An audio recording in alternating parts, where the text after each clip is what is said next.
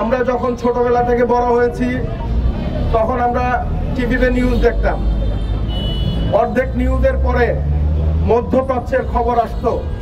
সেই মধ্যপ্রাচ্যের খবরে আমরা দেখতাম যে গাজায় ইসরায়েলিরা বোমা বিস্ফোরণ করছে, কিংবা কোথাও একটা হামলা চালিয়েছে, কোথাও শিশুরা দৌড়াদৌড়ি করছে, কোথাও জনগণ পালিয়ে যাচ্ছে। এইভাবে একটা ভীত সন্ত্রস্ত অবস্থা, সেইটা আজীবন ধরে আমরা দেখেই আসছি।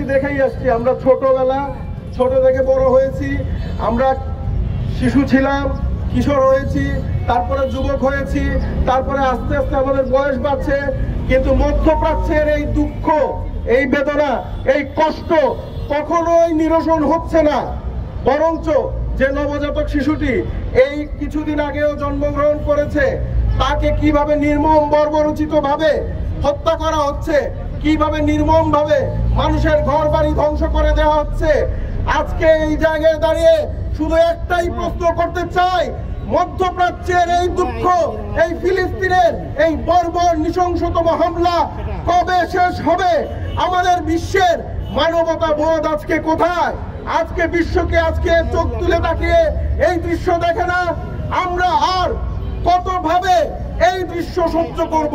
একটা মানুষ যে শিশু হত্যা দেখে, একটা মানুষ যে দেখে যে মানুষের ঘরবাড়ি বিধ্বস্ত হয়ে যাচ্ছে, একটা মানুষ যখন দেখে মানুষগুলো ভয়ে কাতর হয়ে পালিয়ে যাচ্ছে, সাধারণভাবে যার ন্যূনতম বিবেক আছে, যার ন্যূনতম মানবিকতা আছে, যার ন্যূনতম মূল্যবোধ আছে, সেই মানুষ আর ঘরে বসে থাকতে পারে না, সেই মানুষ তার কান্না চেপে রাখতে পারে না।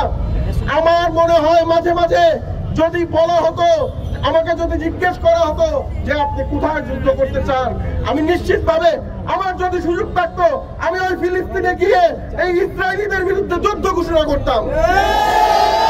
আজকে এই যে শিশুরা মারা যাচ্ছে, তারা হয়তো ধর্মীয়ভাবে মুসলমান, তার পরিবার হয়তো ধর্মীয়ভাবে মুসলমান, কিন্তু একটা শিশুর পরিচয়, সে মানব সন্তান। এই শিশুকে রক্ষা করার জন্য, এই শিশুদের বাঁচানোর জন্য একটা মানুষের পরিচয় যখন তার ঘর বাড়ি ভেঙে যায়, তার প্রথম পরিচয় হচ্ছে সে মানুষ। আপনার ঘর বাড়ি ভেঙে গেলে আপনি যখন ধ্বংসস্তূপে পড়বেন, তখন যেমন আপনি এটা সহ্য করতে পারবেন না, আপনার জীবনের সবকিছু যেমন তছনছ হয়ে যাবে, আজকে ফিলিস্তিনে তাই চলছে। কাজেই আপনি যে ধর্মের হন, যে বর্ণের হন, আপনি যে সমাজের হন, যে গোত্রের হন, সবার আগে পরিচয় হচ্ছে সেখানে শিশু মারা যাচ্ছে। সবার আগে প্রথম কথা হচ্ছে সেখানে মানবতা বিপর্যয় ঘটছে, মানবিক বিপর্যয় ঘটছে। সুতরাং যেখানে মানবিক বিপর্যয়, যেখানে শিশু হত্যা ঘটবে, সেখানে আমাদের ধর্ম, বর্ণ, জাত পাত নির্বিশেষে মানবিক মানুষ মাত্রই তার প্রতিবাদ করতে হবে, মানবিক মানুষ মাত্রই তার বিরুদ্ধে দাঁড়াতে হবে। আজকে আমরা কতটা অসহায়, আমাদের কি করার সামর্থ্য আছে? আমরা একটু কথা বলতে পারতেছি, আমরা একটু প্রতিবাদ জানাতে পারতেছি, আমাদের কান্না আমরা বুকে চেপে রাখতেছি। আজকে হাজার হাজার মাইল দূরে এই জীবনগুলো অকাতরে ঝরে যাচ্ছে। কাজেই আমাদের সামর্থ্য যেহেতু এতটুকু নাই, অন্তত এইটুকু করেন, এই বাচ্চাগুলোর জন্য একটু কথা বলেন, এই মানুষগুলো, ঘর বাড়ি হারানো মানুষগুলোর জন্য একটু কথা বলেন। তাদের যে আজীবন ধরে তারা যে কষ্ট বহন করে চলছেন, আজীবন ধরে তারা যে দুঃখ যাতনা বহন করে চলছেন, সেইগুলো একটু উপলব্ধি করেন। তাতে যদি বিশ্ব বিবেক জেগে ওঠে এবং এই যে চিরকাল ধরে বহমান দুঃখ, সেইটা যদি দূর হয়, তাহলে আমাদের এই প্রতিবাদ সার্থক হবে।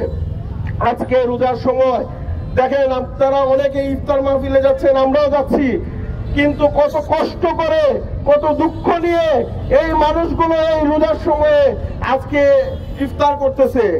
আমরা জানি না এত কষ্ট পেলে, এত দুঃখ পেলে এই মসজিদগুলোতে হামলা হইলে আমাদের অনেকে সেখানে যাইতো কিনা, কিন্তু তারপরে তারা দেখেন এই যুদ্ধ বিধ্বস্ত অবস্থার মধ্যে তারা আপনার যখন আযান দিচ্ছে, তখন যিনি আযান দিচ্ছেন তার কান্না জড়িত কণ্ঠে তিনি ঠিকই তার দায়িত্ব পালন করে যাচ্ছেন। ফলে আমাদের এই জায়গাগুলো থেকে শিখতে হবে। আপনারা সবাই এই রোজার মাসে দোয়া করেন যাতে অবিলম্বে এই ন্যাক্কারজনক ঘটনা, এই বর্বরচিত ঘটনা যাতে শেষ হয়, আমরা বিশ্ববাসী যাতে শান্তিতে থাকি। আমরা এই অবস্থা চাই না। আর আমরা সবাইকে বলবো এই শিশু হত্যার বিরুদ্ধে, এই নারকীয় হত্যার বিরুদ্ধে, এই নিকৃষ্টতম ঘটনাগুলোর বিরুদ্ধে দাঁড়ান। সবার আগে আমরা মানুষ, এইটাই আমাদের পরিচয়। এই সত্যের উপর দাঁড়িয়ে সবার জন্য কথা বলুন। ধন্যবাদ সবাইকে।